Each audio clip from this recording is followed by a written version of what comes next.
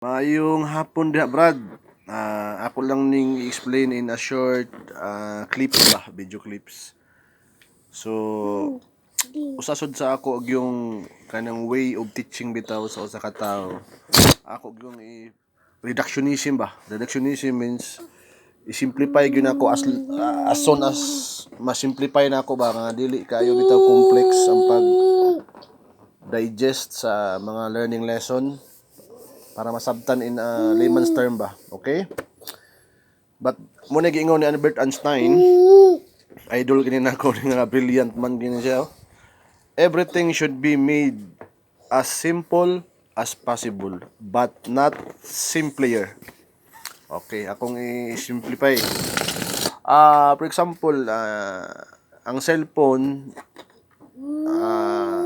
nahimo na para magamit sa mga tao, pero kita, for example, kanang imong cellphone, wala ta kahibalo kung iunsa na paghimo sa mga manufacturer, di ba? Sa mga creator anang cellphone. Ang ato na lang paggamit na ng anang cellphone, maka-help sa ato ang daily activities, daily needs nato sa pang-adlaw-adlaw nato ba. So mao na siyang meaning ba nga i-simplify natong kinabuhi ba. For example, sa inyo ang kumpanya, so naay mga system of operation like mga software or mga technology, mga tabang sa inyong workload nga malaser ang inyong pagtrabaho ba. Mga effective ang inyo ang approach sa pagtrabaho sa inyo ang mga activities, sa daily activities ninyo sa inyo ang kumpanya. Okay? So, atong buhaton kay karon manggod grabe kaayo ang kalibutan ron, so bombarded kaayo sa ang gitawag na gaya ron information overload na gani siya. So information overload na siya nga daghag mga research and development para gyud masulbad ang mga issues nato sa kinabuhi ana. So kaning School of Life nagapunta gitawag nga research and development. Kay kani akong gihimo karon ba mura pa ni siya gliso ba. Ato lang ni siya ang ilihinay, sugod sa ako sugod sa imuha. Kita lang anay duha ani nga idea. Unya og natay mga team, imong team diha nga kay ako wala na ko magkuha gyud og mga team nga gikan sa Israel kay di man ko makakonek sa ilaha og mouli ko das Pilipinas. So mas better nga na ako kuan diha right person para sa imo ang naagi heart of kuan ba kining servant, heart of the servant bitaw. Mao gina ang usa ka quality nga ako ang ipangita sa usa ka tawo ba nga naapoy usa ka humility ba nga gusto pod mo learn. Kay usahay man gud sa ato ang experiences labi na og financial literacy ka nga industry. Kuan, usahay ang mga tao di maminaw sa atoa, maswito pa sila sa atoa, kabalo na mi ana, usahay ana ba. Nga medyo wala kaayoy kanang desire ba. So okay. So ato ang himuon ana nga School of Life natay gamay nga research and development. Research and development maunay ato ang tan-awon ang iyang market nya unsa ang mga potential ana nga School of Life. So ato nang ihapsay. So kani idea ni siya pero dako ni Brad kay dili man ni kaayo kuan Brad. Dili kay ni sorry Dili kay ni siya nga gining gitawag ba nga capital intensive ba. Ang ato lang ani gyud ang learning gyud ang knowledge business man ni siya. So i-equip gyud nato nga atong kugulingon mag-invest gyud time unya effort gyud pod nya inubanan pod sa pag-ampo sa Ginoo. Ang higher wisdom gyud pod ang muklot sa ato ba aron maka-come out gyud ta og mga ideas nga approach nato maayo gyud epektibo ba. Okay? So kana addressing the root cause of humanity's biggest problem. So ato ang isulbad gyud ang mga ugat sa problema sa mga tao ba. Kay usahay ang atong gi-address ang kuan lang. Ken ang kining gitawag ba nga surface lang ba. So of course apart na siya ang financial literacy sa usa ka problema sa mga tao. Nya ato pong i-approach ba ang lahi nga part pod sa problema sa mga tao. So kana ma-offer pod ta diha og personal growth development kana man gina sa usa ka personal growth development gina siya kay daghan man ni naghimo ana gyud diha brad, daghan actually daghan kog nakita sa social media nga nag-offer ana nga mga personal growth development. Pero atong ah, improve pag yun ang medyo kuan siya, medyo unique siya nga idea, medyo advance siya kay ang as we all know katong mga videos na ko ang present sa imuha dagko tong tabang sa imo brad, nindot kay na nga mga information nga maimo ang ma-learn kay kana nga mga information kumbaga kuan ba na filtered na gyud niya to ba ang uban nga mga dili kaayo effective approach sa mga will coach, mga life coach, laos ang uban life coach ang tawag, will coach. Ang importante ana nga makahimo ta ana nga programa nga ato bitaw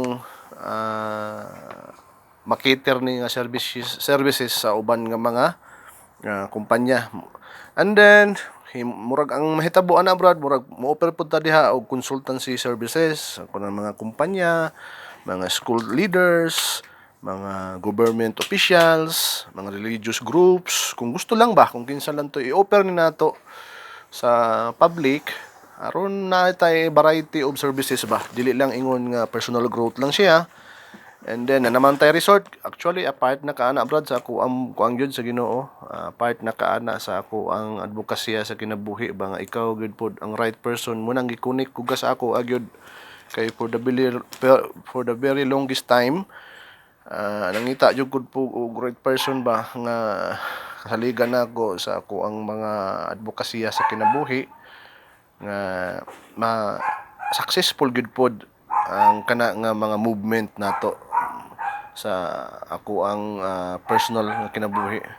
So of course part na kaana kay ikaw may ako ang kumbaga ikaw may ako ang team, maghimutag team diha.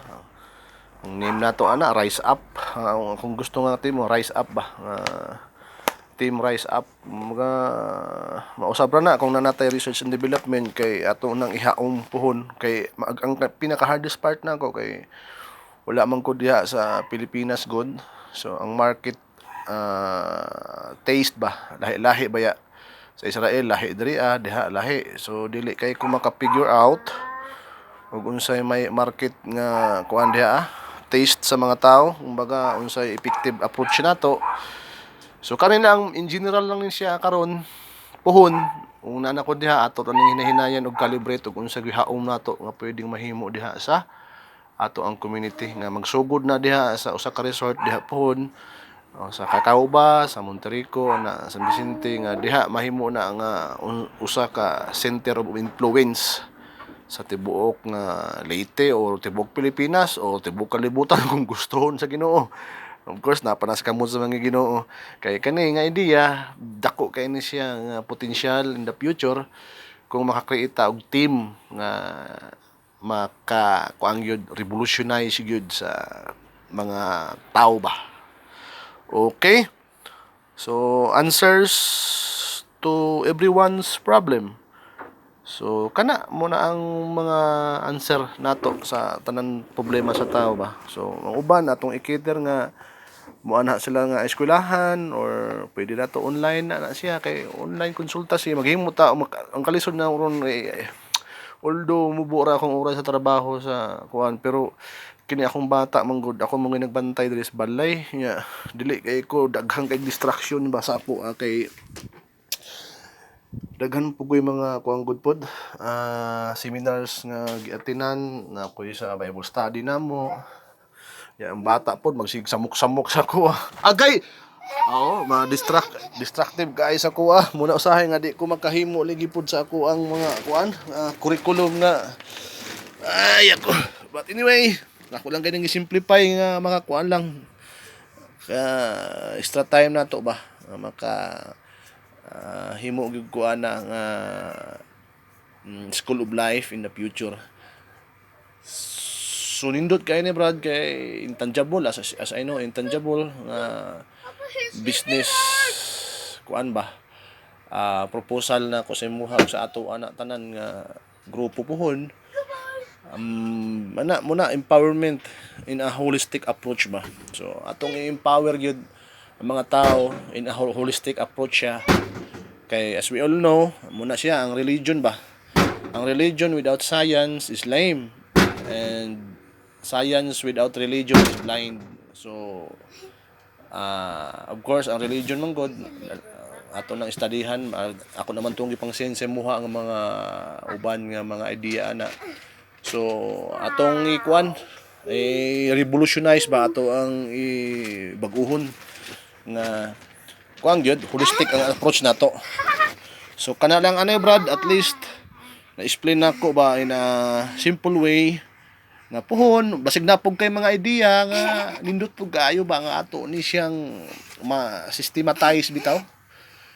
Muna nga kinahanglan yung kong team kay makarely po ko sa inyo ang mga kuan ba kay I cannot do it alone.